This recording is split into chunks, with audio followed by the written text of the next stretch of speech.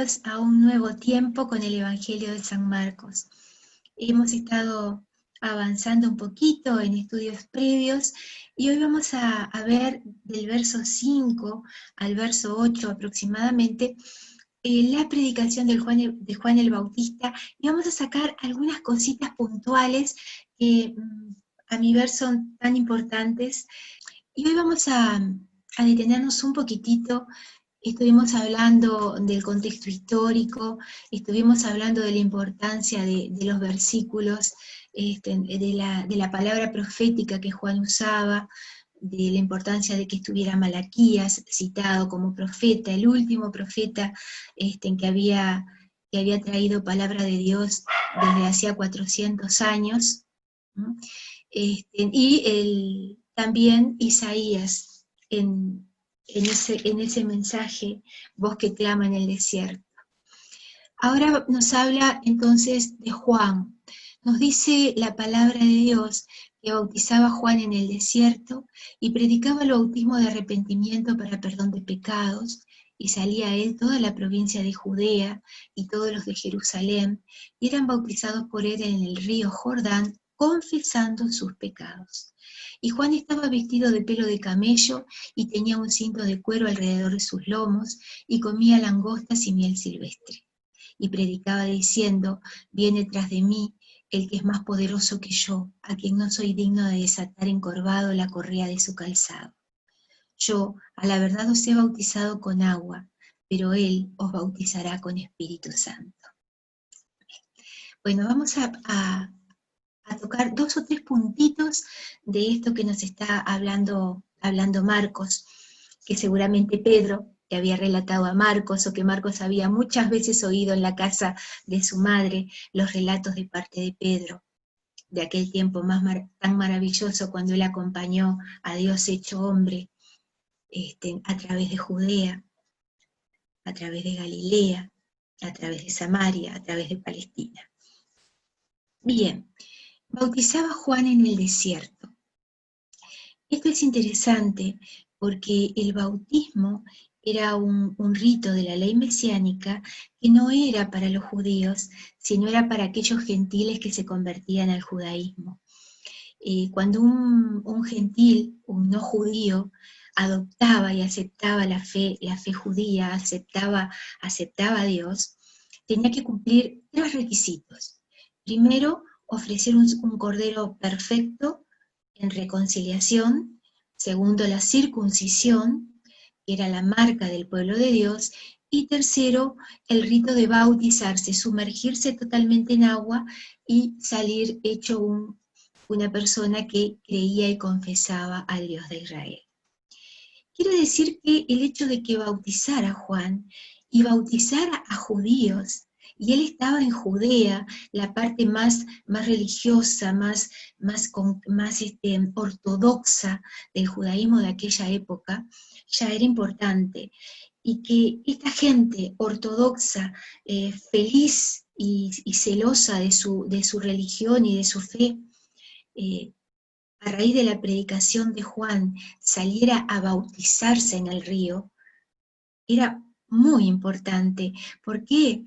Porque Juan les estaba remarcando que si no era con un verdadero arrepentimiento, con confesión de pecados, no iban a poder entrar en el reino de Dios. Ya no era como era hasta ese momento y hasta el momento en que aparece Juan, el hecho de que nosotros somos judíos, somos hijos de Abraham, y ya está todo por haber nacido dentro del pueblo judío, ya tengo la herencia constituida, ya tengo la herencia espiritual, sino que Juan estaba dejando claro que para entrar en el reino de Dios era necesario hacerlo a través de la fe, de la confesión de pecados y del arrepentimiento. Y que ellos aceptaran esto nos habla también de la poderosa palabra que Juan traía. El último profeta del Antiguo Testamento es Juan, ya que ya que nosotros estamos enmarcados en el Antiguo Testamento. Los 4 evangelios es la última parte de la teología del Antiguo Testamento. Este hombre poderoso este hombre de poderosa prédica, no hizo un solo milagro ni una sola señal. Era su persona, era su prédica, era su palabra la que conmovía los corazones y los guiaba al arrepentimiento. Un hombre, Johanan, significa Dios es dadivoso. Qué nombre, ¿no? Dios es dadivoso, que se había formado en los desiertos, que vivía en el desierto, una vida muy austera, una alimentación muy austera, vestía sencillamente, recordando al profeta Elías, porque vestía como Elías, un hombre de desiertos. Pero este hombre de desiertos, el último profeta del Antiguo Testamento, sin una sola señal milagrosa, solo con su prédica y su persona, hacía que el pueblo se volviera a buscar a Dios a través de arrepentimiento y de fe. Y al que no confesaba sus pecados, él no lo bautizaba. Tremendo. Muchas veces nosotros escapamos a los desiertos, no nos gustan, pero es en los desiertos donde nos formamos y donde Dios nos forma a su voluntad, nos edifica, nos enseña, nos ministra en nuestro corazón, nos lleva a los desiertos para demostrarnos de su amor y para que nosotros podamos hablar de su amor, nos lleva al desierto para que podamos tener autoridad cuando exhortamos, cuando compartimos la palabra. En los desiertos somos formados. Y Juan es un ejemplo tremendo de esos desiertos que nos forman juntamente con la obra de Dios. Y también su bautismo es un ejemplo de que no es la tradición, sino es una fe viva lo que nos acerca y prepara nuestro corazón y nuestra vida para la obra de Dios y para lo que Dios quiere. Él estaba preparando, como dice en otro evangelio, un pueblo bien dispuesto al ministerio de Jesús. Pero estaba conmoviendo a los religiosos de su época, porque dice, toda Judea salía a ser bautizada por él. Qué poder en su prédica, qué poder en su persona. Un hombre sencillo, un hombre de desiertos, un hombre cuya palabra era usada para convertir los corazones, para llevar a los hombres y a las mujeres a la convicción de pecado, a un arrepentimiento verdadero, a un cambio, no a una lagrimita. Llorar no es arrepentirse, cambiar es arrepentirse. Podés llorar, podés quejarte, podés rasgarte la ropa, pero eso no es arrepentimiento cuando no se acompaña de un cambio de vida. Todo esto estaba implícito en este bautismo de arrepentimiento que Juan traía.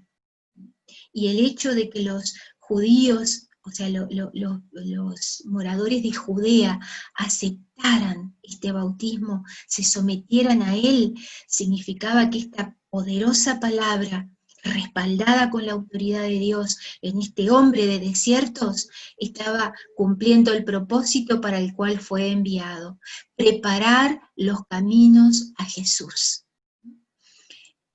Y todo esto, ¿cómo lo redondeamos? Un hombre poderoso, un hombre del cual dijo Jesús, no se ha levantado de mujer otro como él, el mayor profeta, que dice, viene otro detrás de mí, de quien no soy ni siquiera digno de desatar encorvado la correa de su calzado. Esa era la función más vil que un esclavo podía hacer. Y él sabía que tras de sí venía otro más poderoso, y se rendía ante él totalmente como un esclavo. El éxito ministerial en ningún momento a Juan se le subía a la cabeza. Sabía que había venido para servir y sabía cuál era su ministerio: preparar los caminos del Señor, bajar las montañas, subir los valles, preparar un pueblo con un corazón bien dispuesto. Y esa es la grandeza de un hijo de Dios. Ser forjado en los desiertos, Un corazón humilde es la muestra de la forja en el desierto, y esa humildad es la que permite que Dios nos use con liberalidad en la vida de aquellos que nos rodean. Pensemos entonces en el ministerio de este hombre, en este último gran profeta del Antiguo Testamento, en este gran hombre, el más grande levantado de mujer, que nos da la gran enseñanza de la humildad. Esa humildad que bendice y que transforma. Pensemos. Con esto los dejo hasta nuestro próximo encuentro, en el cual seguiremos leyendo y comentando el Evangelio de Marcos. Un placer estar con ustedes. Hasta pronto.